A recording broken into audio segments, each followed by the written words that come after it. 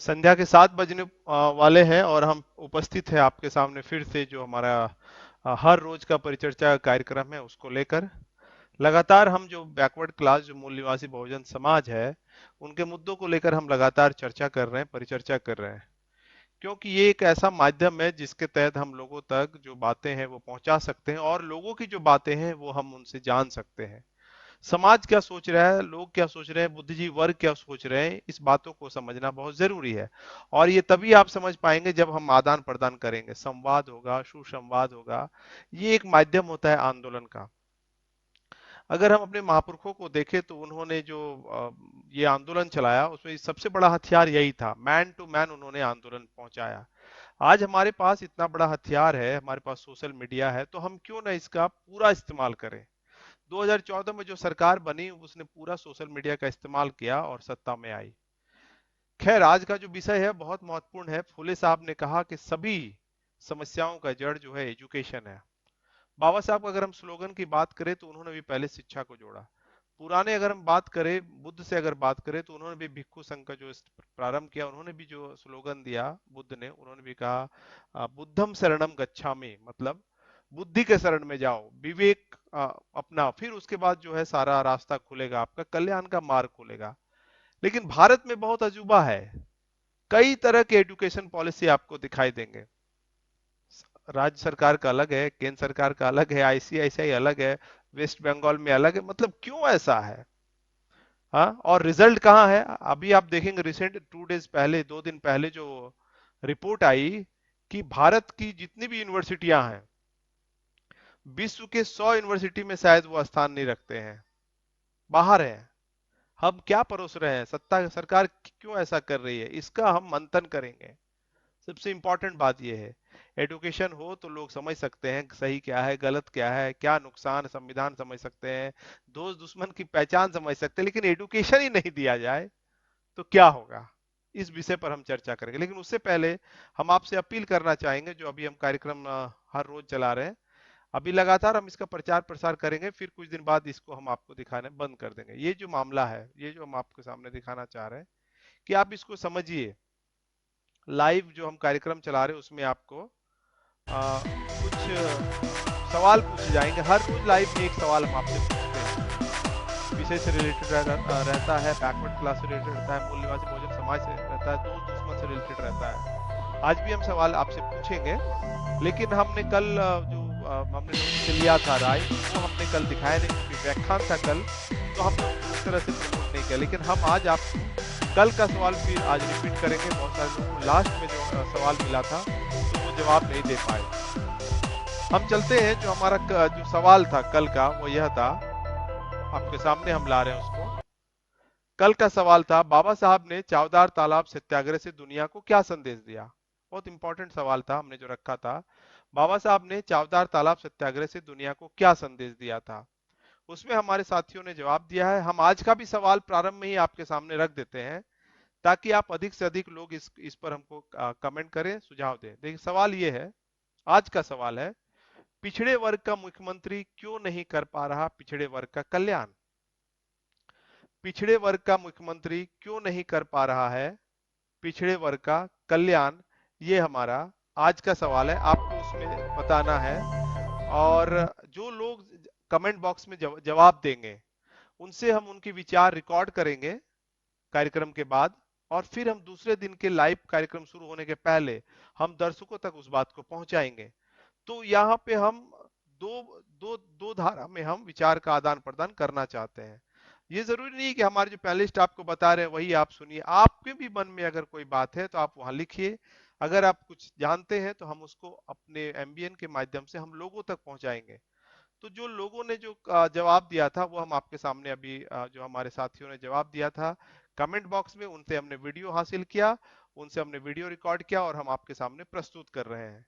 जो सवाल था ये था, सुनिए आप। चौतालाब में पानी पीने का आंदोलन और कालाराम मंदिर में जो पूजा करने के लिए जाने का आंदोलन जो चलाए थे, वो वास्तव में वो पानी पीने का आंदोलन नहीं था, वो प्रतिनिधित्व का अधिकार लेने के लिए अंग्रेज का शासन था। अंग्रेज प्रधानमंत्री को वो साबित करने के लिए कि हम हिंदू नहीं है, हिंदू में हमें प्रतिनिधित्व हिंदू धर्म से हमको नहीं मिलता है। जबकि उस समय मुस्लिम लीग भी अपने धर्म के आधार पर वो प्रतिनिधित्व का अधिकार ले रहे थे।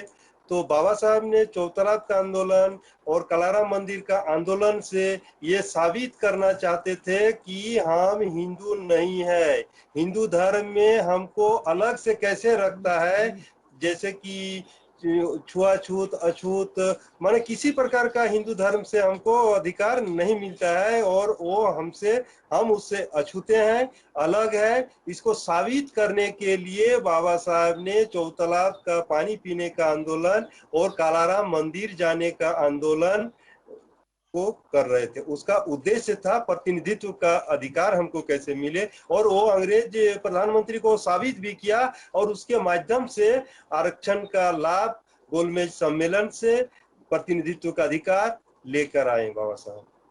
और 1923 ईस्वी में ही चावदार तालाब से पानी पीने के लिए सभी के लिए खोल दिया गया था, मुंबई म्युनिसिपल कॉरपोरेशन के द्वारा, मुंबई म्युनिसिपल काउंसिल के द्वारा। लेकिन इसके बावजूद भी हमारे जो अछूत भाई थे, हमारे जो मूल निवासी समाज के अछूत भाई, जिनको अछूत कहा जाता था उस समय ब्राह्मणवादियों के द्वारा, वो लोग अपने मानसिक गुलामी और डर के कारण चावदार तालाब से पानी नहीं पीते थे। और भारत में एक आजादी का आंदोलन जोर पकड़ रहा था कि हमको विदेशी शासन नहीं चाहिए, हमको अपना शासन चाहिए, हमारे लोगों का शासन चाहिए। तो बाबा साहब अम्बेडकर ने पूरी दुनिया को ये बताने के लिए कि भारत में अंग्रेजों का शासन तो चल रहा है, लेकिन सामाजिक आंदोलन पर ब्राह्मणवादियों का ही कब्जा है, भले देश पर शासन अंग्रेज कर रहे हैं। तो आज न कल अगर अंग्रेज यहाँ से चले भी जाएंगे तो भारत का जो मूल निवासी समाज है, जिसको शूद्र और अछूत बना के रखा गया है, उनके हक अधिकार अंग्रेजों के जाने के बाद भी नहीं मिलेंगे।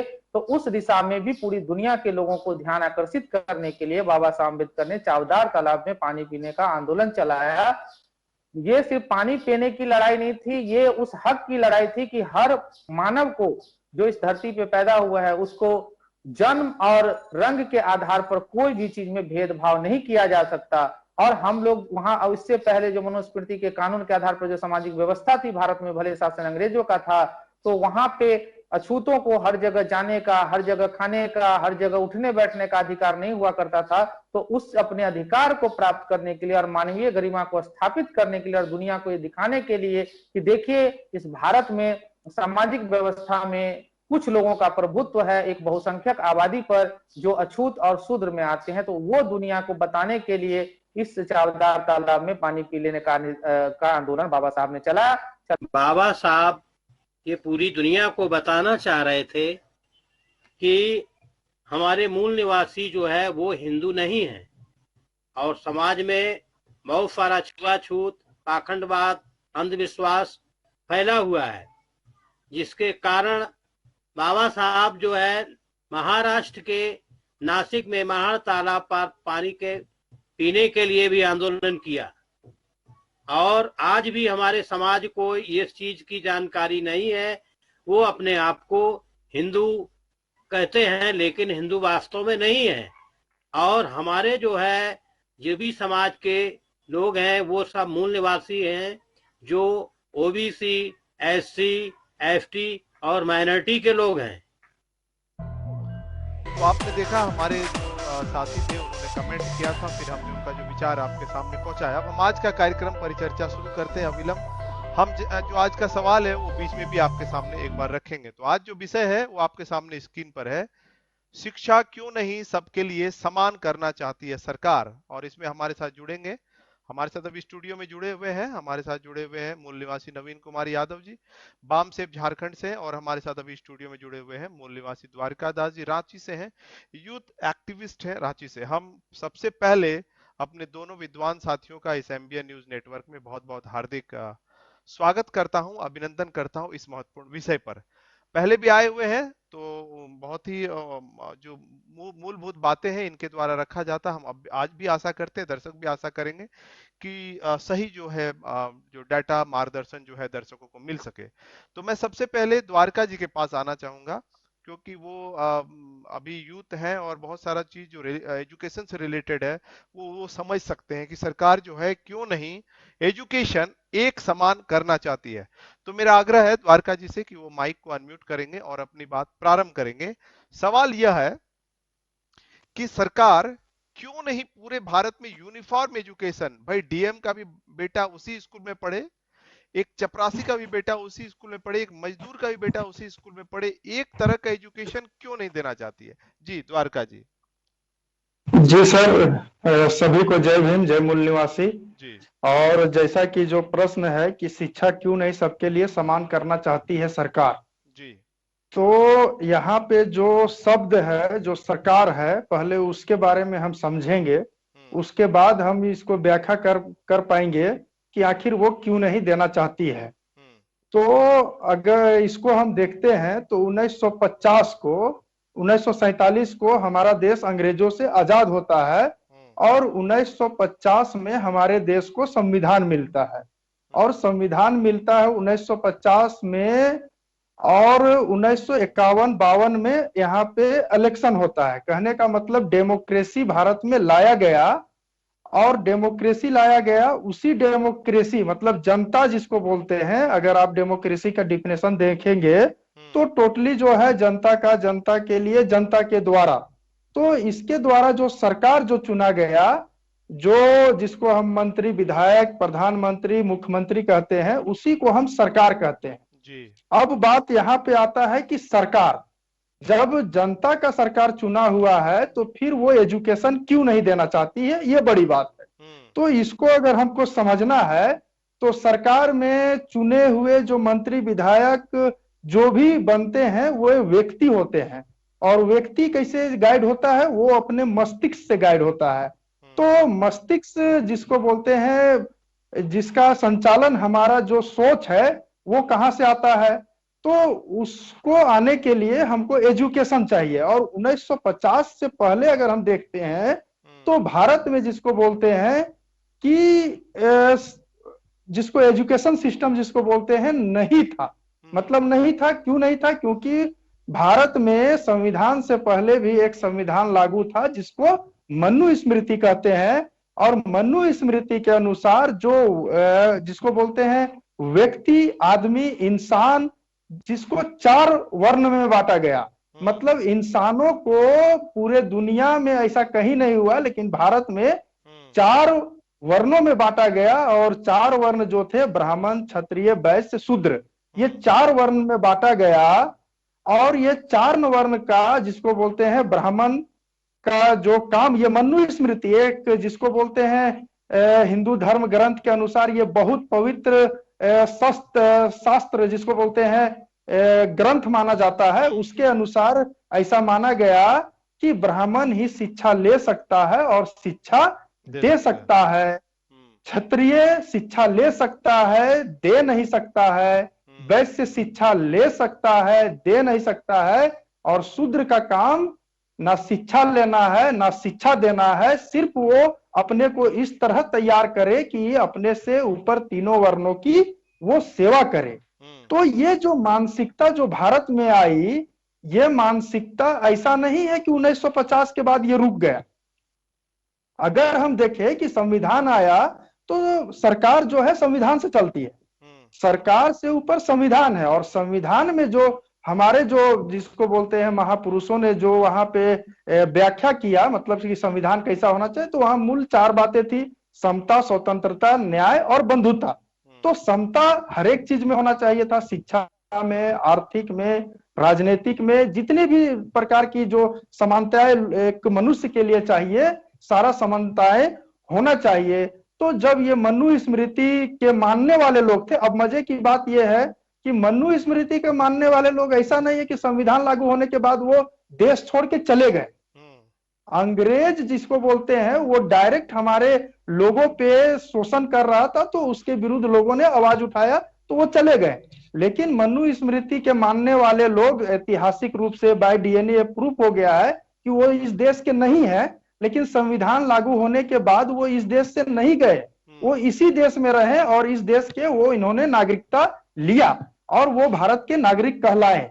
अब कहने का तात्पर्य ये है कि ये जो गुलामी जो है, ये शिक्षा नहीं देने का, ये मानसिक है।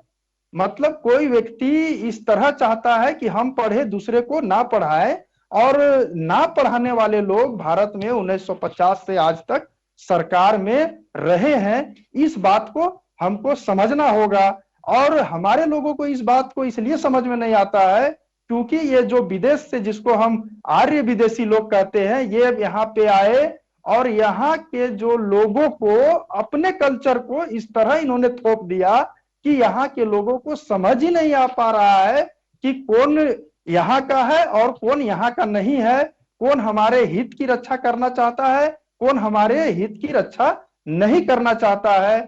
यही बात यहाँ के लोगों को आज तक समझ में नहीं आ रहा है। ये सबसे बड़ी विडंबना है। तो जो इसको, जिसको बोलते हैं शिक्षा, ये देने का चीज है। एक जिसको हम बोलते हैं कि समाज में अगर हमने ऐसा कानून बनाया, समाज में बलात्कार नहीं होना चाहिए, औरतों पे अत्याचार नहीं होना चाहिए, दहेज लेना अपराध है, अगर ऐसा हमने किताब में लिख दिया तो क्या ये हम मान सकते हैं कि ये समाज पे लागू होगा? ऐसा बिल्कुल नहीं है। इसीलिए बाबा साहब संविधान सौंपते हुए उन्होंने कहा कि संविधान कितना भी अच्छा क्यों ना हो, अगर उसके मानने वाले लोग अगर बुरे होंगे तो संविधान बुरा साबित होगा, और यदि मानने वाले लोग अच्छे होंगे तो संविधान अच्छा साबित होगा। और जो भारत में जितने भी सत्ता में आई, जो जिसको बोलते हैं डेमोक्रेसी, जनता के द्वारा, वो यहाँ पे संविधान को, जिसको हम बोल सकते हैं कि संविधान को ना मानने वाले लोग ही आए। अगर वो मानने वाले लोग आते तो हमें, जिसको बोलते हैं समता का अधिकार, मतलब शिक्षा में समता का अधिकार, वो दिए होते। इस चीज को हमको समझना पड़ेगा। और जो जिसको बोलते हैं ये मानसिक, इसीलिए बाबा साहब ने कहा कि भौतिक गुलामी से ज्यादा बड़ी गुलामी मानसिक गुलामी होती है, और ये मानसिक गुलामी है। आज जिसको बोलते हैं, आज भी हमारे लोगों को ये समझ में नहीं आ रहा है कि हमारा एजुकेशन जो है धीरे धीरे धीरे धीरे खत्म हो रहा है। ये हम जिसको बोलते हैं नहीं समझ रहे हैं। ये पढ़े लिखे लोग ही नहीं समझ रहे हैं। पढ़े लिखे लोग हर एक वर्ष अपना रिटर्न तो भर देते हैं, टैक्स तो भर देते हैं, उनका बजट भी आ जाता है कि एजुकेशन पे हमने 3%, मतलब 2.5%, कभी 5%, कभी 6%, इस तरह का एजुकेशन पे बजट हमने दिया। लेकिन जो पढ़े लिखे लोग हैं उन्होंने कभी ये क्वेश्चन नहीं किया कि जो हमारा जो 2.5% बजट है, 3% बजट है, वो एजुकेशन में किस तरह खर्च हुआ और कहाँ गया। अभी आपको अगर एक इंडिया टुडे 2020 का एक रिपोर्ट है, उसमें ये कहा गया है कि 60% ऑफ चिल्ड्रेन इन ग्रेड 5, मतलब क्लास 5 में बच्चे जो पढ़ रहे हैं, enrol in rural private schools, मतलब जो ग्रामीण क्षेत्र के जो स्कूल है, कैन नॉट, मतलब वो नहीं कर सकते हैं, डू सिंपल डिवीजन प्रॉब्लम, मतलब एक सिंपल जो भागा का जिसको हम बोलते हैं एक प्रश्न हो, उसको ये जो इंडियन बच्चे हैं, ग्रामीण क्षेत्र के बच्चे हैं, वो नहीं कर सकते हैं। तो आप समझ सकते हैं कि हमारा एजुकेशन सिस्टम कहां पे चला गया है। और इसी में फिर वो बोलते हैं कि सेम यही चीज है जिसमें ये कहा गया है कि क्लास 5 के बच्चे जो हैं, बेसिक क्लास 2 का एक छोटा, जिसको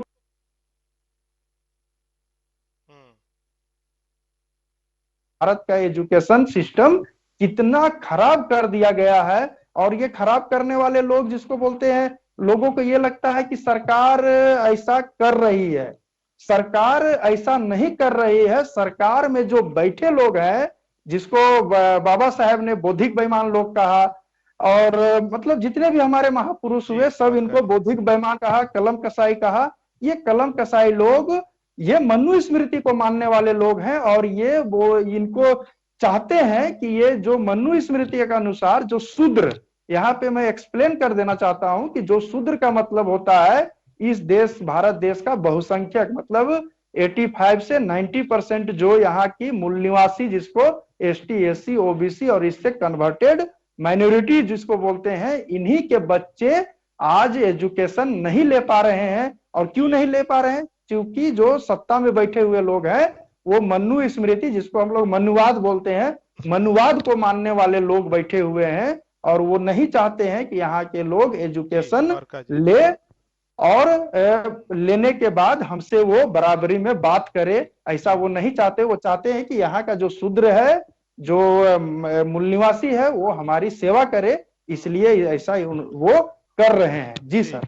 लेकिन द्वारका जी, एक सवाल हम आपसे, फिर अगला जो हमारा प्रश्न होगा वो बड़ा गंभीर है कि आज से अगर हम 20 साल पहले की बात करें तो, ये अगला सवाल आपसे हम पूछेंगे, हम नवीन जी का आपके लेंगे हम, उसके बाद आपसे पूछेंगे। लेकिन अभी हम आपके सामने रखना चाहते हैं कि अगर हम 20 साल पहले की बात करें तो इसी सरकारी स्कूल से, इसी सरकारी विद्यालय से, इसी सिस्टम से बहुत सारे लोग एसपी, टीएसपी, पदाधिकारी, कर्मचारी, टीचर बने। अभी जो आपने रिपोर्ट बताया, अभी हालात इन्होंने जो बुरा किया एक अलग इशू है, लेकिन आप हम ये भी देखते हैं कि अगर 20 साल 25 साल पहले की अगर बात करें तो उस सरकारी स्कूल से कुछ रिजल्ट आते थे।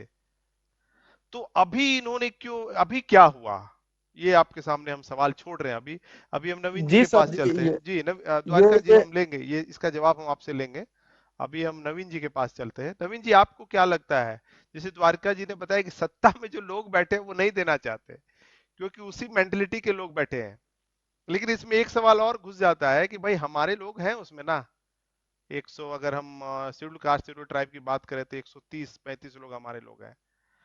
तो अगर हम सीधे तौर पे हम कहें कि ये मनुवादी लोग बैठे हैं तो इसमें कहीं ना कहीं लोग बोलते हैं कि यार हमारा भी तो है, मतलब अठावले है या फिर जो भी हमारे लोग हैं, है तो जरूर, लेकिन हमको मिल नहीं रहा है, एक इक्वल एजुकेशन नहीं देना चाहते। क्यों नहीं देना चाहते? ऐसे तो द्वारका जी ने बहुत सारी बात बताई, लेकिन आप बताइए हमको। माइक को अनम्यूट करिए और अपनी बात रखिए। आपने जो जय भीम जय मूल्यवासी, पहले सबसे पहले एमबीएन न्यूज नेटवर्क के टीम के सभी सदस्यों को, पैनलिस्टों को और जितने भी हमारे मूल निवासी भाई बंधु देख रहे हैं पूरे भारत से और खासकर बिहार झारखंड के एरिया से जो देख रहे हैं, उन सभी को मेरा जय भीम जय मूल्यवासी जोहार। आपने जो सवाल पूछा बहुत वाजिब है, लेकिन उससे पहले एक छोटा सा चीज हम बता देना चाह रहे हैं कि हम लोगों के इतिहास पर जब नजर रखते हैं तो हम लोग ये देखते हैं कि इतिहास हमको ये गवाही देता है, इतिहास ये हमको बताता है कि हमारा उत्थान और पतन ये टोटली शिक्षा पर निर्भर है। जब जब हमारे यहाँ शिक्षा में हमारे मूल निवासी समाज या हमारे भारत देश का जो शुरुआती चरण में जो हम लोगों का शिक्षा का विकास हुआ और जब हम लोग पूरी दुनिया में शिक्षा का सिरमौर थे, नालंदा विश्वविद्यालय, तक्षशिला विश्वविद्यालय और विक्रमशिला विश्वविद्यालय, तब हम दुनिया के सिरमौर हुआ करते थे। ज्ञान, विज्ञान और बाकी अन्य क्षेत्रों में भी, सामाजिक पैमाने पे भी हम लोग दुनिया के सर्वश्रेष्ठ थे। तो एक तो इतिहास हमको ये बताता है कि शिक्षा कितना इंपॉर्टेंट है। दूसरी चीज है कि जो मूल निवासी समाज को या खासकर जो शिक्षा को जो सरकारें कौन है, वही है जो भले हमारे कुछ लोग हों लेकिन जो ओवरऑल नियंत्रण उस पर है। नवीन जी, हम कुछ लोग की बात नहीं कर रहे हैं ना, कुछ लोग नहीं है। द्वारका जी से भी मेरा ये सवाल है, कुछ लोग नहीं है ना। अगर हमारे इतने लोग हैं कि उधर से निकल जाए तो जी नहीं, सरकार की बात, सरकार में बोल रहा हूँ, सरकार में जो हमारे लोग बैठे हैं, पहला चीज तो ये है कि उनमें से हम लोगों का जो अभी तक का अनुभव रहा है उसमें से 90% अवेयर नहीं है कि शिक्षा का क्या इंपोर्टेंस है। और जो लोग अवेयर भी हैं वो अवेयर तो हैं, लेकिन वो उनकी विचारधारा फूले अम्बेडकरवादी या समता स्वतंत्रता समानता वाली विचारधारा के वो है ही नहीं। वो सिर्फ चेहरा है कि ये मूल निवासी समाज के लोग हैं, लेकिन उनके अंदर खुद में मूल निवासी विचारधारा ही नहीं है। तो जब उनके अंदर खुद ही समानता, समता और न्याय, बंधुत्व वाली विचारता धारा नहीं है तो स्वाभाविक बात है कि वो व्यक्तिवादी सोच के होंगे, वो अपने निजी स्वार्थ को ही सब कुछ समझते होंगे। वो ओवरऑल डेवलपमेंट अपने संपत्ति खड़ा करने, अपने आसपास में सुख सुविधा जुटाने को ही समझते होंगे। तो स्वाभाविक है कि वो लोग हम लोगों के लिए नहीं सोचेंगे। अब आप देख लीजिए कि हमारे 131 सांसद तो SC ST के ही खासकर हैं और बाकी पिछड़े वर्ग को भी 300 के करीब, 278 या सब के करीब हमारे सब मिला के हैं SC ST OBC के, लेकिन इनमें से एक भी एक चू आवाज नहीं निकाल पाता है। तो ओवरऑल वो हम दिखता चेहरा सिर्फ मूल निवासी समाज का है। एक छोटा सा चीज बता देना चाह रहे हैं, अभी आप देख लीजिए कि झारखंड के परिप्रेक्ष्य में, ज्यादा चीज नहीं बोलना चाह रहे हैं, कि चेहरा तो आदिवासी है लेकिन कंट्रोल कौन कर रहा है और ये किनके विचारधारा में बचपन से अपने आप को वो ढाले हैं। तो वही असली वजह वो है कि वो लोग हमारे लिए आवाज नहीं उठा पाते। और जो लोग इसमें अवेयर हैं वो लोग अभी वहां सत्ता तक पहुंच ही नहीं पाए हैं। तो जब मूल निवासी समाज के फूले अम्बेडकरी विचारधारा के लोग जागरूक लोग, सिर्फ पढ़े लिखे नहीं, जो जागरूक इंसान है, और वो जब सत्ता की कुर्सी पर बैठेंगे तो हम लोगों को अब राजनीति में प्रवेश करना होगा, और ये दौर शुरू हो चुका है। और हमको कहने में कोई गुरेज नहीं है कि अभी कुछ दिनों से, कुछ सालों से जो हम लोग आत्मावलोकन भी कर रहे हैं और चारों तरफ से जो हम लोग इकट्ठा कर रहे हैं डाटा, उसमें एक भारत में पहली बार ऐसा हो रहा है कि एक पार्टी का उदय हो रहा है, बड़ी तेजी से वो आगे फैला रहे इस विचारधारा को, जिसका नाम है people's party of India democratic. और हमको ये कहने में कोई गुरेज नहीं है कि वो सत्ता वो पार्टी देश की पहली प्रजातांत्रिक पार्टी है। हमारे लोग जब उसमें ज्वाइन करेंगे, समझ रहे हैं, ज्वाइन कर रहे हैं, जब वो ज्वाइन करेंगे और वो अपनी जो विचारधारा, फुले अम्बेडकरी विचारधारा को सही मायने में ला रही है आगे, वो जब आएगी तो हमारा ये सारा चीज जो समस्या का समाधान वो भी होगा। लेकिन उस पार्टी के द्वारा जो विचारधारा आएगी और जो हमारा अधिकार मिलेगा वो तो मिलेगा, लेकिन उससे पहले जो बामसेफ और इससे संबंधित जो और भी ऑर्गेनाइजेशन ऑफशूट, वो जो समाज में जागृति लाएगी उस पर बहुत हद तक निर्भर करेगा। सॉल्यूशन पे हम बात करेंगे बाद में, नवीन जी। जी हाँ, दूसरा चीज इसमें है कि हमारा मूल निवासियों को जो शुरू से शिक्षा से वंचित रखा गया या अभी भी सरकारों के द्वारा वंचित रखा गया है, तो वही बात हो गया कि ओवरऑल नियंत्रण उन्हीं ब्राह्मणवादी लोगों का, भले हमारे भी काफी सारे लोग उसमें हैं। दूसरी चीज है कि उनको ये शुरू से डर है कि मूल निवासियों को अगर शिक्षा का अधिकार मिल जाता है और उसको प्रॉपर शिक्षा मिल जाता है तो हम उनको अपने नियंत्रण में रख नहीं पाएंगे। क्योंकि क्रांति और प्रतिक्रांति के दौर में हम लोगों ने पिछले जो इतिहास का अध्ययन किया हम लोगों ने, उसमें ये स्पष्ट पता चलता है कि जब जब शिक्षा का प्रसार हमारे लोगों में हुआ, हमारे लोग जागरूक हुए हैं, हमारे लोग हर दृष्टि से मजबूत हुए हैं, तो जो दुश्मन को पहचानने लगे हैं, तो वो दुश्मन वर्ग ये क्यों चाहेगा कि शिक्षा इसको अच्छा मिले और ये हमको दुश्मन के रूप में पहचाने। अभी तक तो हमारे लोग अपने दुश्मन को ही पांव पूजते हैं और दुश्मन के को ही अपना मुक्तिदाता मानते हैं। तो वो जानते हैं कि शिक्षा का जब प्रसार इन तक होगा तो ये लोग हमारा विरोध करेंगे और हमारी जो अल्पसंख्यक जो वर्ग है, वो विदेशी वर्ग, वो हमारे ऊपर जो 90% प्रशासन कर रहा है, उनका शासन खत्म हो जाए। एक छोटा सा उदाहरण इसमें से देना चाह रहे हैं कि सन 1950 में जब संविधान लागू हुआ था, उस समय मद्रास सरकार ने एक जनरल ऑर्डर पास किया जिसमें अछूतों, पिछड़ों, अल्पसंख्यकों को संख्या के आधार पर शिक्षा में प्रतिनिधित्व दिया गया था। इस जनरल ऑर्डर को यह कर आर्य ब्राह्मणों द्वारा मद्रास हाईकोर्ट में चैलेंज किया गया कि संविधान लागू होने के बाद ऐसा सांप्रदायिक जनरल ऑर्डर अनुच्छेद 15(1) तथा 29(2) के विरुद्ध है। मद्रास हाईकोर्ट ने भी इस चंपकम दुराय राजन बना मद्रास राज्य के बाद में आर्य ब्राह्मणों के पक्ष में ही फैसला दे दिया। मद्रास सरकार जब अपील में सुप्रीम कोर्ट में गई तो यहां भी उनके पक्ष में ही फैसला दे दिया गया। एक तरह से अछूतों पिछड़ों के शिक्षा के अधिकार अर्थात प्रतिनिधित्व का विरोध किया। यह विरोध संविधान के लागू होने के बाद अर्थात सन 1951 में ही किया गया। जबकि ध्यान देने वाली बात यह है कि मूल निवासी बहुजन समाज ठीक से शिक्षा ले पाने में भी सक्षम भी नहीं हुआ। इस प्रकार संविधान लागू होने के बाद से ही मूल निवासी बहुजनों को शिक्षा से वंचित करने के षड्यंत्र शुरू हो गए थे। इससे साबित होता है कि शिक्षा कितना अहम और आवश्यक है हम लोगों के लिए, और इस बात को दुश्मन वर्ग जानता है। और यही कारण है कि अभी तक जितनी भी सरकारें आई वो दुश्मन वर्ग की आई है। भले हमारे वो लोग उसमें हैं, लेकिन वो हमारे विचारधारा को भी समझ नहीं पाए। इस वजह से वो लोग शिक्षा से हम लोग को वंचित करने का हर पुरजोर प्रयास कर रहे हैं। जय भीम, जय बंदे। जी जी, धन्यवाद। द्वारका जी, आपसे मैंने ऐसे सवाल किया था पहले ही, लेकिन अभी मैं उसमें कुछ और ऐड कर रहा हूं। हम कैसे आरोप लगाएं कि हमको एजुकेशन नहीं दे रही है सरकार? कॉन्स्टिट्यूशन कहता है कि फ्री देना है, फ्री दे रही है। आपने डाटा बताया कि वो अलग मामला है कि क्या हो रहा है व्यवहारिक तौर पे, लेकिन वो आपको टीचर दे रही है, ड्रेस दे रही है, साइकिल दे रही है, खाना दे रही है, बुक दे रही है, बेंच दे रही है, सब कुछ दे रही है। कैसे आरोप लगाएंगे? जी द्वारका जी। जी सर, ये अच्छी बात है। इसीलिए पहले मैंने बार बार बोला कि जिसको बोलते हैं संविधान लागू होने के बाद ईयरली बजट आता है। मतलब हर एक साल बजट आता है एजुकेशन को लेके या हेल्थ सेक्टर को लेके। तो हर एक साल जो बजट आता है उसको तो स्पेंड करना ही है, लेकिन स्पेंड करके रिजल्ट क्या आता है ये बड़ी बात है। अभी हम देखेंगे पिछले जो 2021 का बजट है वो 52,000 करोड़ का है, लेकिन अभी जो है 2017 का डेटा है जो मैंने कहा कि 5वां क्लास का बच्चा दूसरे क्लास का जो एक सिंपल पैराग्राफ है उसको नहीं पढ़ पाता है। एक सिंपल जो डिवीजन का क्वेश्चन है उसको नहीं बना पाता है। तो ये जो प्रश्न है कि वो हर एक चीज दे रही है लेकिन एजुकेशन नहीं दे रही है, कैसे तो साबित इसी करें को हम बोलते। द्वारका जी, हम कैसे साबित करें कि हमको एजुकेशन नहीं दे रही है? सब तो दे रही है, आपके गांव तक, आपके घर तक वो पहुंचा दिया कि स्कूल जी लीजिए जी जी टीचर जी जी। सर, अभी आपको इसी को बता रहे द्वारका जी, चूंकि हाँ एजुकेशन डिपार्टमेंट से मैं जुड़ा हुआ हूँ, अभी लॉकडाउन में घर घर इस बुक पहुंचाने का ऑर्डर है सरकार का, झारखंड सरकार का। जी जी कैसे सर जनता एकदम। पता चले कि हमको नहीं मिल रहा है हाँ, एजुकेशन जी? वही वही उसी बात पे मैं आ रहा हूं सर। जी तो जी। ये कहने का ये मतलब है कि सरकार जिसको बोलते हैं, एक होता है खाना पूर्ति हम्म और एक होता है जिसको बोलता है रिजल्ट आना। तो जो खाना पूर्ति हो रहा है, रिजल्ट नहीं आ रहा है। और ये कब ऐसा हो रहा है? अभी अगर हम इसको डेटा से समझे, हम्म, इसको बृहत में चर्चा अगर हम करना चाहें तो आप देखेंगे, जी। हम 1978 को लेते हैं, 68 जो 1968 है, एजुकेशन में सबसे ज्यादा 6% उस समय खर्च किया गया था।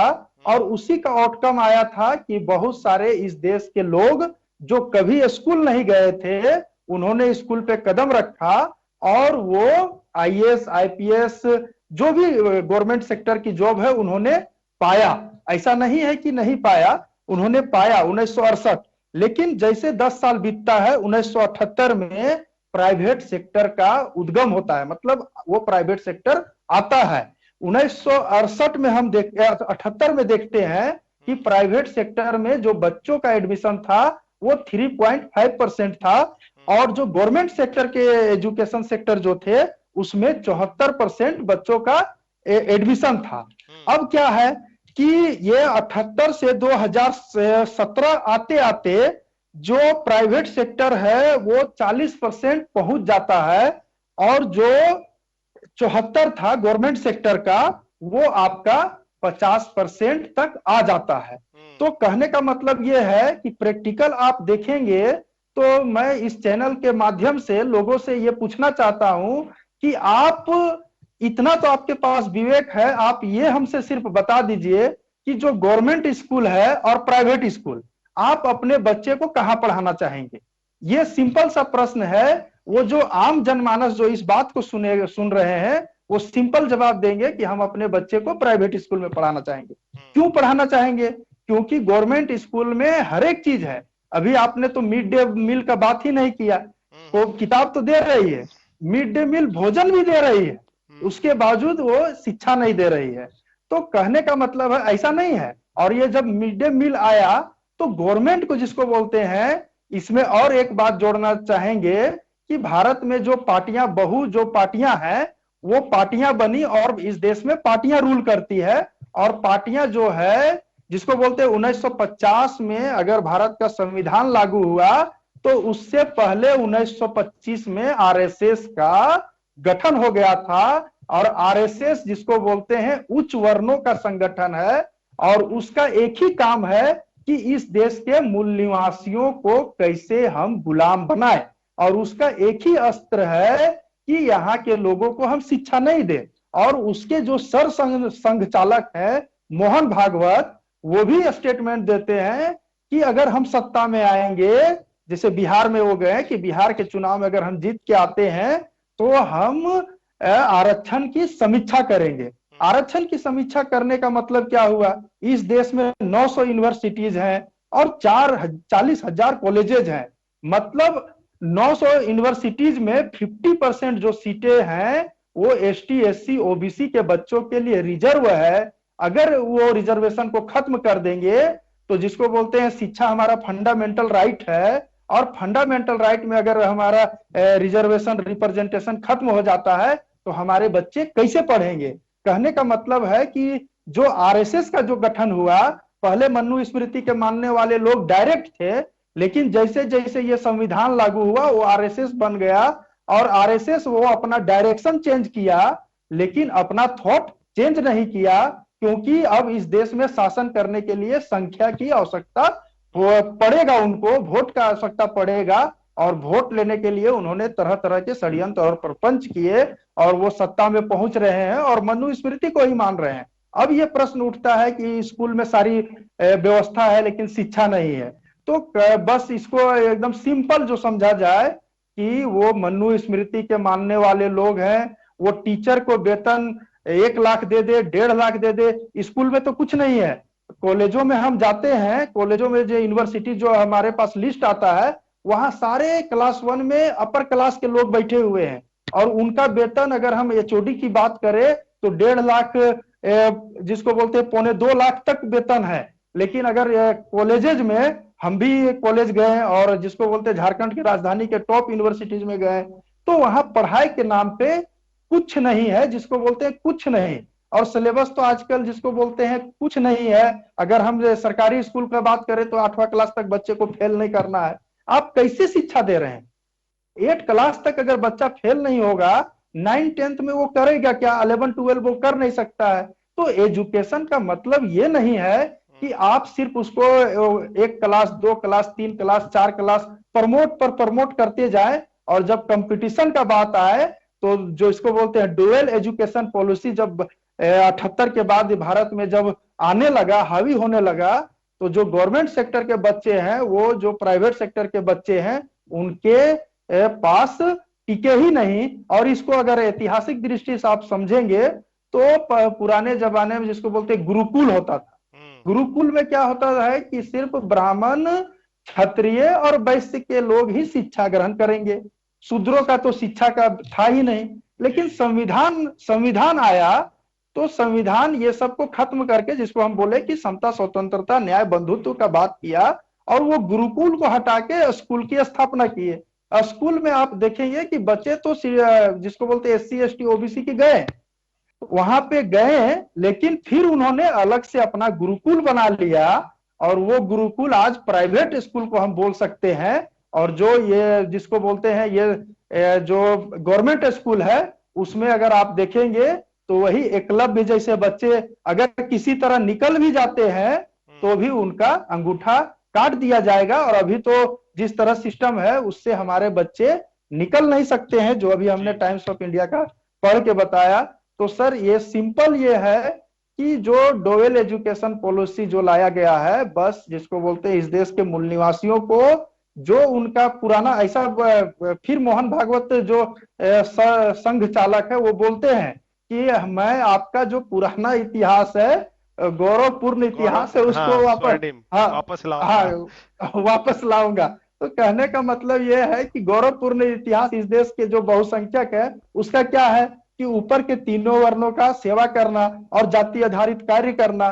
तो वो इस चीज को बोलते हैं, लेकिन यहाँ के लोग समझ नहीं पाते हैं। वो बोलते हैं भारत विश्व गुरु बनने की ओर अग्रसर है। विश्व गुरु हम कैसे बनेंगे? आपने कहा कि पूरे वर्ल्ड में भारत के एक भी यूनिवर्सिटी 100 में भी ना, अंडर 100 में भी नहीं है।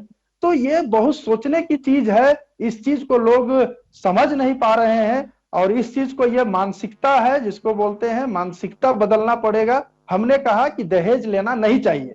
एक एजुकेशन मतलब लेजिस्लेशन ऑफ लॉज होता है और एग्जीक्यूशन ऑफ लॉज, मतलब कानून बनाना बड़ी बात नहीं, उसको लागू करना बड़ी बात होता है। संविधान तो आ गया है, लेकिन संविधान में जो प्रदत्त शक्तियां हैं वो भारत में नहीं आया है, क्योंकि उसके साथ हम RSS की जो RSS 1925 से पीछे पीछे आया वो आज तक आ गया। और जो वो काम करना चाह रहा है मतलब हिंदुत्व की रक्षा, हिंदू राष्ट्र की रक्षा, तो उसमें क्या है? हिंदू कुछ नहीं, वो ब्राह्मण राष्ट्र है, और फिर वो चातुर्वर्ण व्यवस्था की वो परिकल्पना कर ही रहा है, और वो कर रहा है। इस चीज को हमारे लोगों को समझना होगा। जी सर। जी द्वारका जी, ये अभी हम एक सवाल और हम आपसे पूछना चाहेंगे। ये तो सरकार नहीं कर रही है, मान लिया हमने, लेकिन जो कॉमन मैन है, ये अगला आपके पास हम ये सवाल लेकर आएंगे। पहले हम नवीन जी का विचार ले लेते हैं।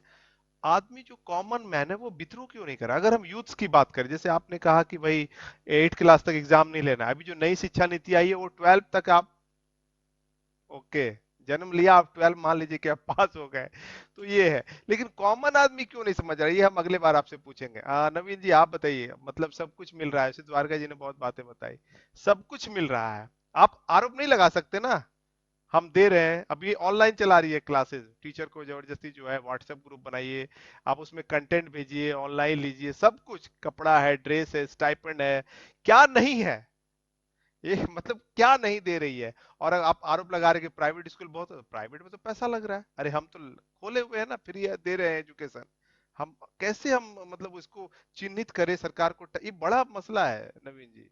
क्योंकि कॉमन मैन को अगर हम समझाने जाते हैं तो वो क्या कहता है, स्कूल में वो क्यों लड़ाई करता है, मतलब टीचर से क्यों लड़ाई करता है कि हमारे बच्चे का साइकिल कब मिलेगा, हमारे बच्चे को आपने आज खाना मतलब आज ये ड्रेस क्यों नहीं दिया। वो कभी लड़ाई नहीं करता है कि आज आपने पढ़ाया क्यों नहीं, आज आपने होमवर्क क्यों नहीं दिया। इस बात का कभी भी मतलब ऐसा माहौल बनाया जा रहा है। आपको और क्या लगता है, क्या गड़बड़ियां हैं जी?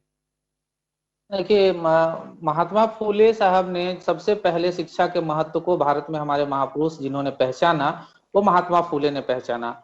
और महात्मा फूले ने भी कब पहचाना, या हमारे महापुरुष अन्य महापुरुषों ने, माता सावित्रीबाई फूले, गाडगे बाबा, सब ने कब पहचाना, जब अंग्रेज यहाँ पे आए। और जब अंग्रेज आए और शिक्षा का अधिकार दिए, मिशन के स्कूल खोले और वहां पे हमारे लोग पढ़ने लगे, उन्होंने कोई भेदभाव पढ़ाई के मामले में नहीं किया, तब जाके हम लोगों के महापुरुष पैदा हुए। ना तो यहाँ फिर फुले साहब पैदा हो पाते, ना बाबा साहब अम्बेडकर पैदा हो जाते। तो जो महात्मा फूले ने जो शिक्षा के अधिकार को, महत्व को समझा, और उन्होंने बोला कि मूल निवासियों का विनाश का मेन कारण हुआ कि शिक्षा से वो वंचित रहे, शिक्षा के महत्व को नहीं समझा। इसलिए बाबा साहब महात्मा फूले ने 1948 में सबसे पहले छूतों और शूद्रों के लिए, शूद्रों अति शूद्रों के लिए स्कूल खोला। बाबा साहब ने महात्मा फूले के इसी विचारधारा को आगे बढ़ाते हुए जानबूझकर उन्होंने शिक्षा को नीति निर्देशक तत्वों में रखा, जानबूझ के। एक तो उन्होंने शिक्षा पिछड़े वर्ग के लोगों की तरक्की के लिए शैक्षिक संस्थानों में अनुच्छेद 15(4) का विशेष प्रावधान किया, जो मौलिक अधिकार में था, लेकिन साथ ही आर्टिकल 46 के तहत और इवन 45 में भी है, उसको हम राज्य के नीति निर्देशक तत्व में रखा। राज्य के नीति निर्देशक तत्व में इसलिए रखा गया कि अगर मौलिक अधिकार में आपका कोई चीज है और उसका हनन होता है तो आप न्यायालय जा सकते हैं, कोर्ट जा सकते हैं, लेकिन हमारे पिछड़े शूद्रों अति शूद्रों के पास उतना सामर्थ्य, उतना पैसा नहीं है कि वो जाके लड़ सके लड़ाई अपनी। लेकिन नीति निर्देशक तत्व में कोई भी सरकार कुछ सिद्धांतों से बंधी होती है, जो संविधान ने प्रावधान किया, उस कानून को उनको पालन करना पड़ता है। इसीलिए बाबा साहब ने जानबूझ के इस चीजों को रखा।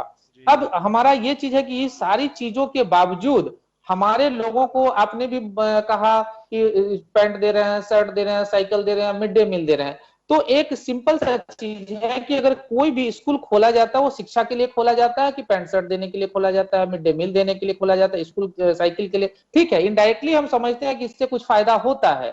तो आज के डेट में आप हर चीज को बोल रहे हैं कि हम डिजिटलाइजेशन कर रहे हैं, हर चीज कह रहे हैं, आप उनको डायरेक्ट बेनिफिट ट्रांसफर जो कर रहे हैं उसके बैंक अकाउंट में डाल दे रहे हैं। तो आप एक छोटा सा उदाहरण देखिए कि कहीं भी किसी नुक्कड़ चौराहे या मंदिर के पास चले जाइए, जो भीख मांगता आदमी भी होगा, अगर वो भीख मांगेगा और 3 दिन से भूखा रहा है तो सबसे पहले अपने बच्चों को खिलाएगा, बाद में खुद खाएगा।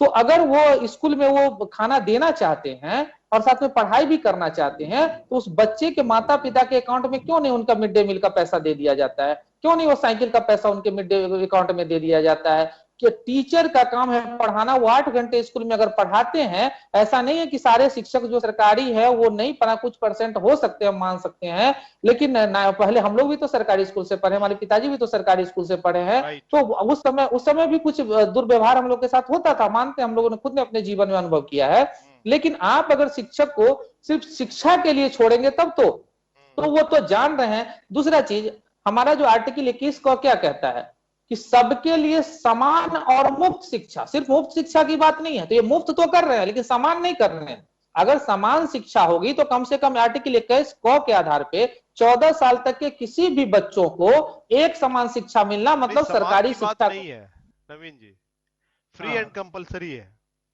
कंपलसरी है तो कंपलसरी शिक्षा है, कंपलसरी शिक्षा है तो कंपलसरी शिक्षा आप दे रहे हैं उसको, तो उसको क्वालिटी एजुकेशन की भी बात है। आप जब संविधान की प्रस्तावना पढ़ते हैं तो सबको बराबर अवसर, बराबर सब कुछ देना है, तो आप उसको जो क्वालिटी एजुकेशन देनी है, तो आप अगर क्वालिटी एजुकेशन देना चाहते हैं और देश के बहुसंख्यक जो समाज है, 90% समाज, जिस देश के 90 बहुसंख्यक समाज अगर तरक्की नहीं करता है, वो देश दुनिया में कभी तरक्की नहीं करता। विश्व गुरु तो छोड़ दीजिए, आप अपना रीजन का गुरु नहीं बन सकते हैं। तो जिस देश का 90% समाज का 90% मैं कह रहा हूं, 90% मूल निवासी समाज के 90% बच्चे सरकारी स्कूल में जाते हैं, तो आपने सरकारी स्कूल की क्वालिटी को गिराने के लिए शिक्षा का व्यवसायीकरण किया, शिक्षा का निजीकरण किया। आज निजी स्कूल कुकुरकुत्ते की तरह खुल चुके हैं, गली गली में। और हमारे लोगों को लगता है कि निजी स्कूल में जाने से मेरे बच्चे पढ़े, नहीं, गलत है। अगर निजी स्कूल में जाने से ही बच्चे पढ़ते तो हर निजी स्कूल में जो बच्चा पढ़ता है और वही बच्चा आगे तरक्की करता है जिसको दो दो ट्यूशन लगा हुआ है। तो अगर निजी स्कूल की शिक्षा भी अगर हम मान ले थोड़ा देर के लिए इतना अच्छा होता तो फिर वहां उसको ट्यूशन पढ़ाने की जरूरत क्यों होती है? तो इसका मतलब कि ना इधर के रहे ना उधर के रहे, इधर दोनों तरफ में। दूसरा चीज है, एक सिंपल सा चीज है, आप किसी भी हेल्थ ऑफिस किसी भी एजुकेशन ऑफिसर से पूछ लीजिए, उसके मंत्री से पूछ लीजिए, तो बोलेंगे कि हम अपने राज्य में बहुत बेहतरीन शिक्षा दे रहे हैं, हमारे यहाँ ये ग्रोथ हुआ, हमारे यहाँ वो ग्रोथ हुआ। तो अगर ये ग्रोथ इतना ही बढ़िया है तो एक कंपलसरी कानून कर दीजिए कि जितने भी सरकारी ऑफिसर है उनके बच्चे सरकारी स्कूल में पढ़ेंगे। अगर वो नहीं पढ़ाते अपने बच्चों को सरकारी स्कूल में तो हम उनकी नौकरी सेवा वर्ग से खत्म कर देंगे। आप देखिए कि 2 दिन में एजुकेशन सुधर जाएगा। क्योंकि तब आपने जो बोला है, पहले चपरासी के बच्चे और कलेक्टर के बच्चे एक स्कूल में पढ़ेंगे। हम लोग तो तैयार है, हम लोग भी गवर्नमेंट जॉब में, हम लोग तैयार है, हम लोग फूले अम्बेडकरी विचारधारा वाला तैयार है। लेकिन तैयार कौन नहीं है? जो हमारे समाज के होते हुए भी, हमारा सुख सुविधा संविधान से लेते हुए भी, जो कहीं ना कहीं अपने स्वार्थ में और वही समझ रहे हैं कि अब हम एलिट क्लास हो गए, अब हम ब्राह्मण हो गए, हम क्षत्रिय हो गए, हम वैश्य हो गए, वो कभी नहीं इस चीज को चाहेंगे। या तो उनके पास फूले अम्बेडकरी विचारधारा पहुंची नहीं है, या तो अपने स्वार्थ में इतना लीन हो चुके हैं कि अपने ही समाज के साथ वो गद्दारी करने पर तुले हुए हैं। तो हमारा ये कहना है कि वो जो शिक्षा के नाम पर जो अभी जो बताए हमारे दूसरे पैनलिस्ट साथी ने कि शिक्षा के नाम पे वो जानबूझ के ये कर रहे हैं और हमारे लोग अवेयर ही नहीं है। तो अगर अवेयर ही नहीं तो सड़क पर उतरेंगे कैसे? आप बताइए, अगर किसी के घर में 3 दिन राशन नहीं है और अगर एक मोहल्ला में 10 आदमी के पास राशन है तो राशन के दुकान से राशन नहीं मिला इसके लिए रोड पर हंगामा हो जाएगा और बैनर लेके कोई नेता के नेतृत्व में खड़ा हो जाएगा। लेकिन आप देखिए उसी गांव में स्कूल है और एक एक महीने तक टीचर नहीं आते हैं या जो भी होता है तो वो उसके लिए कभी भी आवाज उठाते आपने किन्हीं को नहीं सुना होगा। तो मेन चीज है कि हमारे लोगों को शिक्षा का महत्व ही नहीं पता है, इस वजह से हमारे लोग सड़कों पे नहीं उतरते। एक छोटा सा उदाहरण हम लास्ट में देते हुए इस बात को कंक्लूड करेंगे कि महात्मा फुले ने हंटर कमीशन से 10 साल के आयु तक के लड़के को मुफ्त और अनिवार्य शिक्षा देने की वकालत की थी। जब बाबा साहब को संविधान बनाने का मौका मिला और उन्होंने 14 साल तक के आयु के लड़के को मुफ्त और अनिवार्य शिक्षा देने का प्रावधान संविधान के आर्टिकल 345 के मार्गदर्शक तत्व के माध्यम से की और सरकार को निर्देश दिया गया कि सरकार का यह मौलिक कर्तव्य है कि यह जिम्मेदारी 10 साल के पहले, मतलब जो ये हमारा ये हो रहा है संविधान, तो 10 साल के अंदर ही हो जाना चाहिए संविधान बनने के बाद। लेकिन देश के ब्राह्मणवादी सरकारों ने आज तक इसे लागू नहीं किया। उल्टे क्या किया? उल्टे इसके बदले में जब केंद्र में बीजेपी की सरकार 2002 में थी तब 86वां संविधान संशोधन करके ये निर्देश दे दिया कि अब माता पिता तथा संरक्षण का यह मौलिक कर्तव्य है कि वो अपने बच्चों को शिक्षा उपलब्ध कराने का अवसर प्रदान करें, जबकि इससे पहले राज्य का यह कर्तव्य होता, स्टेट का कर्तव्य होता था। यानी संविधान निर्माता ने यह जिम्मा सरकार पर लगाया था, लेकिन सरकार ने अपने जिम्मेदारी से मुंह मोड़कर बच्चे के माता पिता पर यह जिम्मा लगाया है। उसका पालन न होने पर माँ बाप को सजा भी हो सकती है। वास्तव में अगर माँ बाप अपने, खासकर मूल निवासी समाज के माँ बाप अपने बच्चे को शिक्षा देने में इतने सक्षम होते ही तो संविधान ने यह जिम्मेदारी सरकार पर क्यों लगाई होती? तो इन सारी बातों से स्पष्ट है कि ये जो अभी तक हमारे लोग हैं अवेयर नहीं है, और अवेयर इसलिए नहीं है कि वो शिक्षा से पहले से भी वंचित रहे हैं और अभी वो सिर्फ अपने अपने स्वार्थ में, जो कुछ लोग जागरूक हुए, संविधान से अधिकार मिले, हमारे काफी सारे लोग हैं वो जागरूक नहीं हुए, सिर्फ वो पढ़े लिखे हो गए हैं। तो पढ़े लिखे लोगों में और शिक्षित जागरूक शिक्षित होने में बहुत अंतर है। हमारे लोग जब तक शिक्षित और जागरूक नहीं होंगे, और हमको ये बहुत खुशी हो रही है कि खासकर पिछले 2-3 सालों में वाम से तो 78 से ही काम कर रहे हैं, लेकिन 2-3 सालों में वाम से और इसके अनुसांगिक विंग के प्रयासों से हमारे लोगों में अब जागरूकता फैल रही है। और वो दिन दूर नहीं है कि जब हम लोग इसके महत्व को समझेंगे और दुश्मन वर्ग के नापाक मंसूबों को कामयाब करके भारत में एक नई शिक्षा के महत्व को हम लोग स्थापित करेंगे। जय भीम, जय भारत। जी जी, धन्यवाद नवीन जी। द्वारका जी, आपके पास मैंने सवाल छोड़ा था, लेकिन एक चीज और हम उसमें जोड़ना चाहते, क्या होगा अगर शिक्षा का ये रफ्तार रहा? जैसे लोग क्यों, एक तो पहला ये सवाल हमने आपके सामने रखा है कि लोग अवेयर क्यों नहीं है एजुकेशन को लेके। एक बहुत बड़ा सवाल है, ये बहुत बड़ा सवाल है। कॉमन मैन को पता नहीं एजुकेशन से क्या परिवर्तन हो सकता है, लेकिन वो ऊर्जा लगा रहा है, मतलब अपना पैसा लगा रहा है प्राइवेट स्कूल में पढ़ाने के लिए, स्कूल भेज रहा है, लेकिन उस एजुकेशन का आउटपुट वो नहीं देख रहा है। मतलब एक तो ये बड़ा। दूसरा ये है कि नुकसान जो है क्या होने वाला है राष्ट्र स्तर पर, देश को नुकसान, बैकवर्ड क्लास को पीछे रख रहे हैं लोग, देश को क्या नुकसान होने वाला है, समाज को क्या नुकसान होने वाला है, एक बड़ा सवाल आपके सामने। जी द्वारका जी। जी सर, जैसा कि आपका जो प्रश्न है कि लोग अवेयर क्यों नहीं हो रहे हैं, तो शिक्षा के प्रति जो अगर अवेयरनेस की बात करें तो 1950 में 51 में हम भारत का जो एजुकेशन रेट था वो 18% था। 18% में मेल जो थे 27% थे और महिलाएं जो थी 9% थी। और 2017-18 का अगर हम डाटा देखते हैं, अभी जो डाटा है वो आएगा, तो टोटल जो है 77.7% 2018 में लोग मतलब लिटरेट हुए हैं। तो अब शिक्षा, अब इसको इस तरह समझना है, शिक्षा जिसको बोलते हैं एक अक्षर ज्ञान और एक होता है शिक्षित होना। तो भारत की जो सरकारें, जो जिसको ब्राह्मणवादी मनुवादी सरकारें जो अभी हम चर्चा कर रहे हैं, वो भारत को अक्षर ज्ञान देना चाह रहे हैं, मतलब सिर्फ साक्षर बनाना चाह रहे हैं। जी जी। अक्षर ज्ञान से साक्षर भारत वो बना रहे हैं, अभियान भी चला रहे हैं कि हम साक्षर भारत बनाएंगे। सर्व शिक्षित शिक्षा अभियान भारत, जी। हाँ, शिक्षित भारत वो नहीं बनाना चाहते हैं।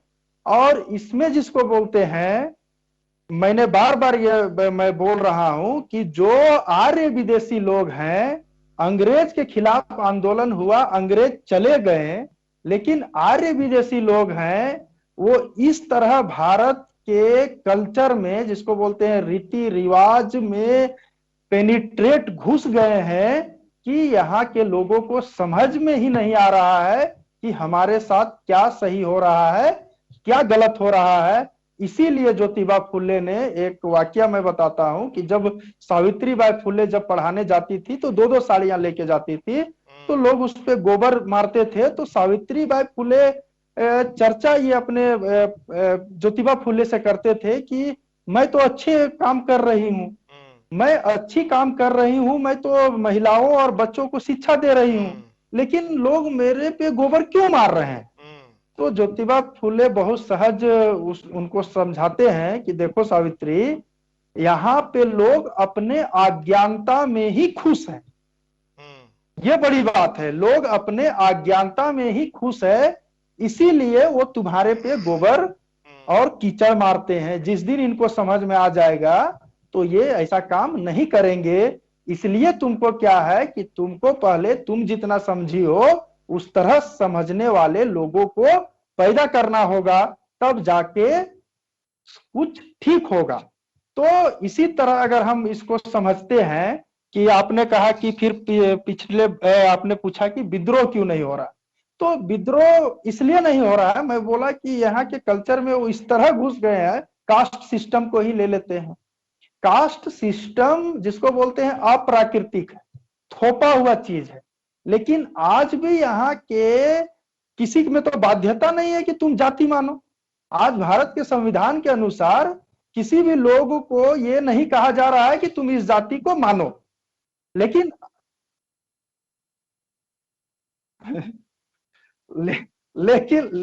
लेकिन लोग इस चीज को मान रहे हैं। तो कहने का मतलब है हम अपने गुलामी को स्वयं ढो के चल रहे हैं और आरोप हम उन पे लगा रहे हैं। तो पहले यह समझना होगा कि जो संविधान कहता है, जो हमारे महापुरुष कहते हैं, अगर हम उसको मान लिए तो सारा मामला ठीक हो जाएगा। और विद्रोह और आंदोलन करने के लिए एक जनमत की आवश्यकता होती है। अगर गौतम बुद्धा ने अंधविश्वास के खिलाफ पूरे दुनिया में एक चिराग जलाया, तो गौतम बुद्धा ने जो अपना पंचशील है, अष्टांगिक मार्ग है, उसको पहले लोगों के पास पहुंचाया कि हमें चोरी नहीं करना है। तो लोगों ने चोरी करना छोड़ दिया, ताले खत्म हो गए। तो यह बड़ी बात होता है। हमें लोगों को पहले समझाना होगा कि शिक्षा ही तुम्हारे सारे समस्याओं को खत्म कर सकता है। ऐसा बहुत मतलब पूरे दुनिया में देखा गया है। इसीलिए बाबा साहेब ने कहा कि शिक्षा वह शेरनी का दूध है, जो पिएगा वो गुर्राएगा। ज्योतिबा फुले ने भी कहा, उन्होंने तो पूरे श्लोक दे के कहा और अंत में कहा कि हमारा जो दुर्गति हो रहा है वो अविद्या के कारण हो रहा है। संत गाड़गे ने भी ये कहा कि जिसको उन्होंने कहा कि बर्तन अगर तुम्हारे घर में है तो बर्तन दे दो, बेच दो, लेकिन अपने बच्चों को पढ़ाओ, हाथ में खाना खाओ लेकिन बच्चे को पढ़ाओ। तो हमारे महापुरुष शिक्षा के महत्व को समझते थे, आज भी लोग समझ रहे हैं, लेकिन डिफिकल्टीज जो है ये बस इतना ही है कि जो दुश्मन है वो हमारे जिसको बोलते हैं शरीर में, मन मस्तिष्क में वो समा गया है। हमें कौन मतलब जिसको बोलते हैं हमारे लोगों को किसने कहा कि तुम दहेज लो, तुम अंधविश्वास में पढ़ो? ये तो संवैधानिक कार्य नहीं है, लेकिन हमारे लोग पढ़ रहे हैं। तो सारा गलतियां हम स्वयं कर रहे हैं और दोष दूसरे को दे रहे हैं। इसीलिए मैंने शुरुआती में कहा कि सरकार मतलब हो डेमोक्रेसी, और डेमोक्रेसी का मतलब जनता होता है। और इस चीज को हमको समझना है कि जनता, अगर सरकार का 50% दोष है तो जनता का भी 50% दोष है। और अभी अगर दोष देखा जाए अवेयर क्यों नहीं हो रहा है, अवेयर नहीं होने का कारण बहुत है। चूंकि भारत में डेमोक्रेसी तो आ गया, लेकिन अब आप लिटरेसी रेट देखेंगे तो 51 में महिलाओं का लिटरेसी रेट 9% था। तो आप सीधा ये समझ सकते हैं मनुस्मृति में महिला को इसलिए शिक्षा नहीं दिया गया क्योंकि अगर महिलाएं पढ़ेंगी तो उसका जिसको बोलते हैं 7 पुश्त पढ़ जाता है। ऐसा कहा जाता है कि उसकी आने वाली सारी पीढ़ियां पढ़ जाती है। तो 51 में 9% महिलाएं पढ़ी लिखी थी। तो आप समझ सकते हैं कि डेमोक्रेसी को वो कितना समझ रही होंगी। शुरुआती 51-52 में अगर हम स्टडी करते हैं तो हम ये पाते हैं कि महिलाएं घर से वोट देने के लिए भी बाहर नहीं निकलती थी। आज भी बहुत सारी महिलाएं हैं जो वोट देने नहीं जाती है क्योंकि उसको उसका महत्व पता ही नहीं है। और जिसको बोलते हैं अगर सच में हमको इस देश में जन आंदोलन खड़ा करना है तो महिलाओं को जिसको बोलते हैं 50% अगर इस देश में उसका हक है तो वो जो 51 में 9% है, अभी जिसको वो रेट जो आ रहा है महिलाओं का वो 70% है। महिलाओं को जो एजुकेशन 70% से 100% करना होगा, पुरुषों को 100% करना होगा, तब जाके मतलब वो अच्छा और गलत को पहचान कर सके, तब जाके हम इस देश में जिसको बोलते हैं जन आंदोलन और एजुकेशन हुआ या समता में जो भी आर्थिक बराबरी सारा काम हम कर सकते हैं। जी सर। द्वारका जी, अभी हम प्रोग्राम के अंतिम पड़ाव में हैं। हम दर्शकों से आज का सवाल एक बार और दोहरा देते हैं और फिर अब हम सॉल्यूशन की ओर जाएंगे, अल्टीमेट सॉल्यूशन बताएंगे। प्रॉब्लम्स हमने दिखा, सरकार भी है, जनता भी है, लेकिन एक्चुअली समाधान कौन ढूंढे? क्योंकि बाबा साहब बोलते हैं कि बुद्धिजीवी वर्ग ही पूरे देश को दिशा देता है। अब हम सॉल्यूशन की ओर चलेंगे, सिर्फ सॉल्यूशन पे बात करेंगे, लेकिन मैं दर्शकों से मैं आज का सवाल यहाँ पे आप दोहरा रहा हूँ। आज का सवाल है, पिछड़े वर्ग का मुख्यमंत्री क्यों नहीं कर पा रहा पिछड़े वर्ग का कल्याण? कमेंट बॉक्स में जरूर आप इसका जवाब दीजिए। क्यों नहीं हमारा कल्याण हो रहा है? हमारा मुख्यमंत्री होते हुए भी भारत में अधिकतर जो मुख्यमंत्री है वो हमारा है, अगर माने बैकवर्ड क्लास का है, SC ST OBC का है, लेकिन क्यों नहीं कर पा रहा है सॉल्यूशन? जी, अब हम सॉल्यूशन की ओर चलते हैं। सबसे पहले द्वारका जी से ही हम लेते हैं कि समाधान क्या है। जी शॉर्ट में द्वारका जी, सॉल्यूशन आप बताइए, क्या समाधान है अल्टीमेट? जी, एक समान एजुकेशन हो, सबको एजुकेशन मिले, मतलब देश की उन्नति हो, क्या अल्टीमेट सॉल्यूशन आप देखते हैं? जी, सॉल्यूशन जिसको बोलते हैं कि भारतीय संविधान में ही सॉल्यूशन है सर। अगर हम भारतीय संविधान और अपने मूल निवासी महापुरुषों को अगर हम पढ़ ले, अगर लोग जो पढ़ नहीं पा रहे हैं उनको हम इस बात को समझा दे, तो सॉल्यूशन जिसको बोलते हैं, हम हर एक 5 साल में हमको मौका मिलता है, हम जिसको बोलते हैं अगर इस 5 साल में समझ गए तो उसी समय कर देंगे, अगले 5 साल में समझ गए तो अगले 5 साल में कर देंगे। और सॉल्यूशन मतलब इस देश में जिसको बोलते हैं धन दौलत की कोई कमी नहीं है। आप भारत का बजट देखते होंगे तो आप समझ में आता है कि यहाँ पे हर एक काम जिसको बोलते हैं मिनटों में किया जा सकता है। अगर हम एक आदेश दे दिए कि भारत के हर एक जिले में यूनिवर्सिटीज खुलना चाहिए, अगर पीएम आदेश अगर दिया जाता है तो वो 3 महीने में बन के तैयार हो जाएगा। इतना यहाँ पे धन संपत्ति भरा पड़ा है, लेकिन करने वाले लोग होना चाहिए। और इसका समाधान यही है कि अभी जितनी पॉलिटिकल पार्टियां आज हैं वो जिसको बोलते हैं 1925 से चले आ रहे आरएसएस के कंट्रोल में है और वो नहीं करेगी। और हमारे लोगों को जिसको बोलते हैं इस चीज को समझना होगा, चुनाव की रात मतलब चुनाव है और उसके अगले दिन वोटिंग है, उससे पहले की रात में हमारे लोग को ये माइंडसेट कर दिया गया है जो ग्रामीण क्षेत्र के, शहर क्षेत्र के, कि देखो जो ज्यादा पैसा देता है उसी को वोट दो। ये जो माइंडसेट लोगों के बीच में चला गया है, ये जिसको बोलते हैं, इसको हमको खत्म करना होगा। हमें ना बिकने वाला समाज तैयार करना होगा, और जिसको बोलते हैं ये बुद्धिजीवी वर्ग ही कर सकता है। अगर हम ऐसा करने में सक्षम हो जाते हैं, लोगों को ये समझाने में सक्षम हो जाते हैं कि 365 दिन मतलब 365 क्या, जैसे 4 साल तक 365 इंटू 4 हम मल्टीप्लाई करते हैं तो लगभग 1300-1400 जो दिन है वो हम अपना खाना खाते हैं, जो भी है अपने मेहनत का खाना खाते हैं। तो चुनाव के वक्त ही हम ऐसा क्यों सोचते हैं कि हम किसी पॉलिटिकल पार्टी का लेके उसको हम वोट करें, और उससे हमारा जो है सारा जो समस्या का जड़ वही पे है। और ऐसा हम इसलिए करते हैं क्योंकि हमने वोट के महत्व को नहीं जाना, और जो बुद्धिजीवी वर्ग है उन्होंने नहीं बताया कि वोट से क्या क्या होगा। अगर गांधी और बाबा साहेब के डिबेट को ही अगर पढ़ा जाए तो लोग समझ जाएंगे। गांधी कभी नहीं चाहते थे कि इस देश के जो मूल निवासी एसटी, एससी, ओबीसी और इससे कन्वर्टेड लोग हैं वो वोट दे। वो तो ये डिमांड करते थे कि जो जिसके पास 4 बीघा जमीन हो, जो ग्रेजुएट हो उस समय 1950 में, वो वोट करे। मतलब उनको पता था कि ये जो मूल निवासी ये बहुसंख्यक है, और बाबा साहेब को भी ऐसा लगा था कि जब हम डेमोक्रेसी दे देंगे तो जिसको बोलते हैं एक समान लोग, मतलब अगर पीड़ित लोग हैं, दुखित लोग हैं, तो वो एक मंच पे आके अपना समस्या का समाधान करेंगे। ऐसा मान्यवर कांशीराम साहब ने भी कहा कि अगर पीड़ित लोगों को न्याय चाहिए तो उन्हें एकत्रित होना होगा। लेकिन आज इस देश में पीड़ितों की संख्या बढ़ती जा रही है, लेकिन वो एकत्रित नहीं हो रहे हैं, क्योंकि वो भी समल्टेनियसली, ऐसा नहीं है हम वर्क कर रहे हैं समल्टेनियसली, मतलब वो भी इस वक्त वर्क कर रहा है कि इस देश में कास्ट सिस्टम कैसे मजबूत हो, इस देश के लोग मानसिक गुलाम में कैसे रहे। तो वो समल्टेनियसली वर्क कर रहा है, इसलिए हमारे लोगों को और वर्क करना होगा। और सबसे बड़ी बात है, पॉलिटिकल जो हमारा सेक्टर है वो पूरी तरह से फेल हो चुका है। और फेल कहने का मतलब अब वहां पे जिसको बोलते हैं मूल निवासियों का कंट्रोल ना के बराबर है। तो अभी हम बहुत हाशिए की स्थिति में है। अब रहा पॉलिटिकल मतलब विधायिका में हम खत्म हो चुके हैं। न्यायपालिका को हम देखें तो न्यायपालिका में भी हम पूरी तरह से खत्म, मतलब हम है ही नहीं, शुरू से ही उधर नहीं थे। कार्यपालिका में हम हैं। तो बाबा साहेब ने जब ये 3 विंग बनाया तो तीनों विंग की जिम्मेवारी है देश को बचाने की।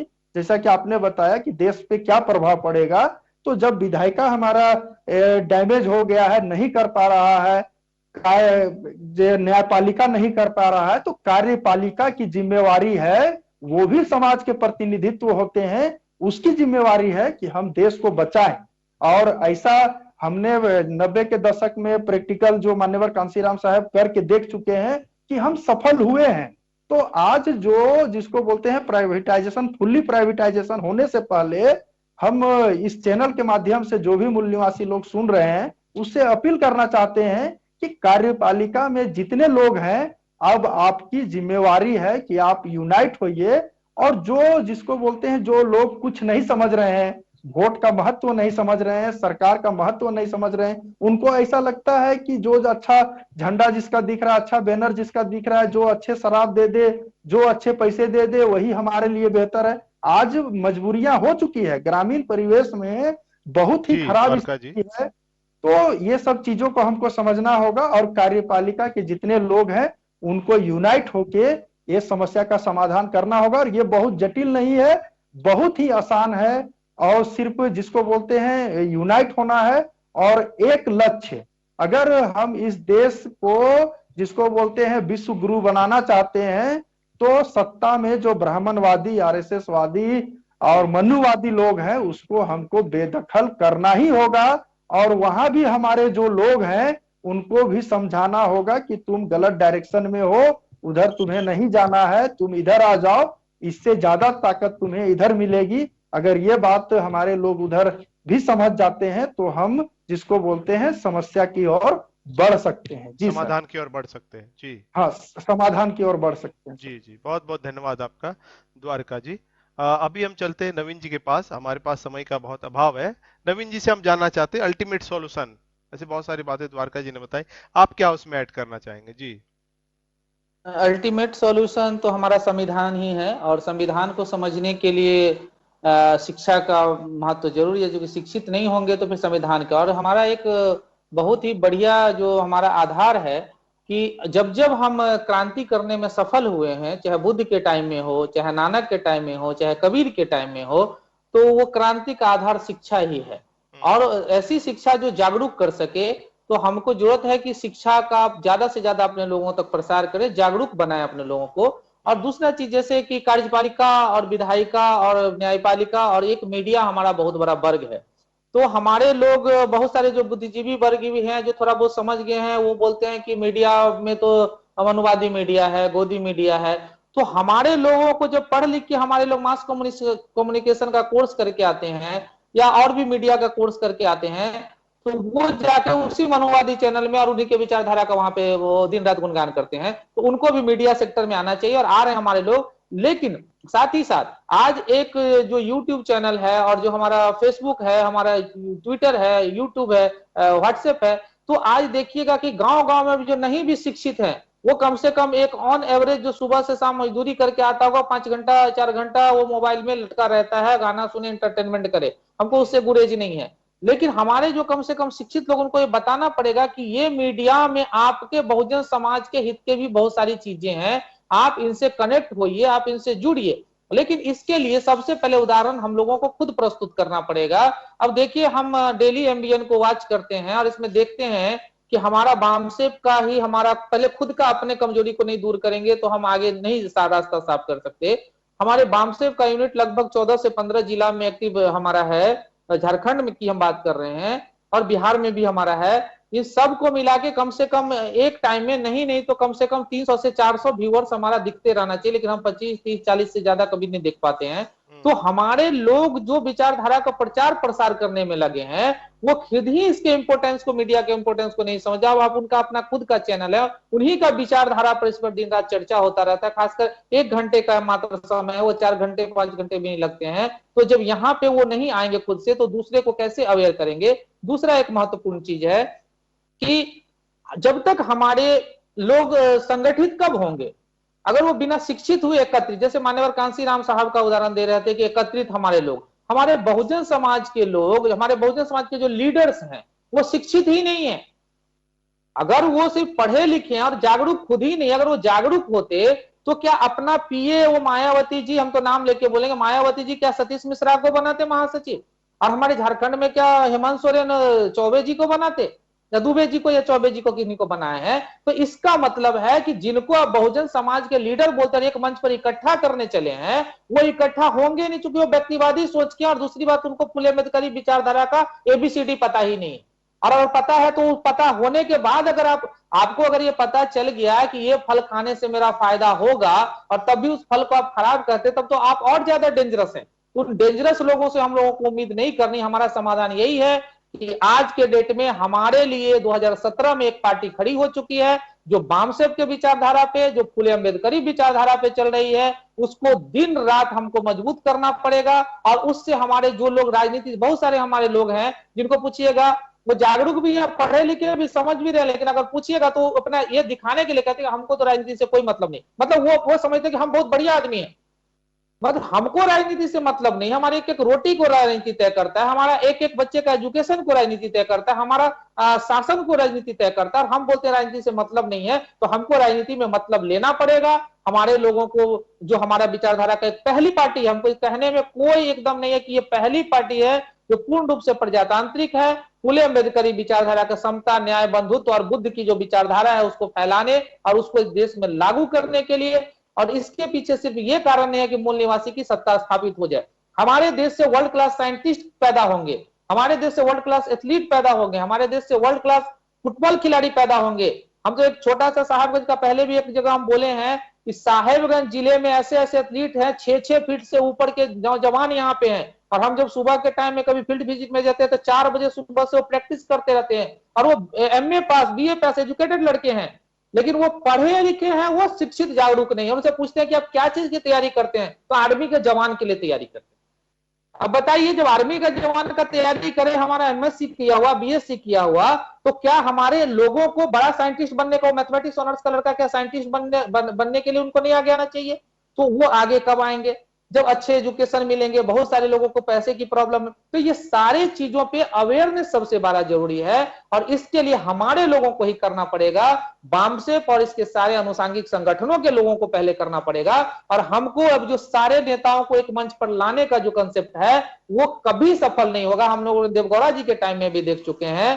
हम लोग अभी अब बताइएगा कि अब चंद्रशेखर रावण जी को साथ में लाइए, जिनको खुद कांग्रेस ने खड़ा किया। बिहार में जाके वो पांडे और मिश्रा के प्रचार करते हैं और वो बोलते हैं कि हम बाबा साहब अम्बेडकर के विचारधारा पर चलते हैं। खुद मायावती जी सतीश मिश्रा के कहने पर चलती है, तो वो हमारे साथ संगठित होकर तो हमारा जो थोड़ा बहुत हम आगे बढ़े उसको भी वो फिर पीछे ले जाने का काम करेगी।